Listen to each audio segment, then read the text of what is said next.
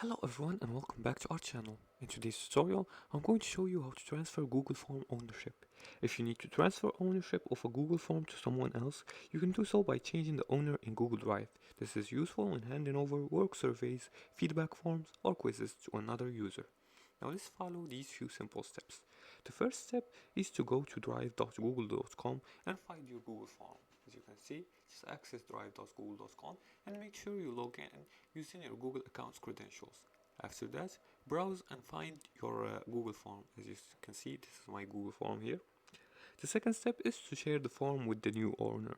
And to do that, right click on the form and select share. Right click on it and select share.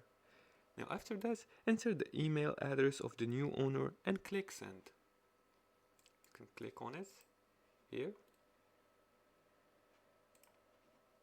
and send it. Confirm by clicking yes when prompted. And for the fourth step, notify the new owner. Now the new owner will receive an email notification once they accept. They will have full control over the form. And that's it for today's tutorial. Transferring ownership of a Google Form is easy and ensure continuity in projects, surveys, or quizzes.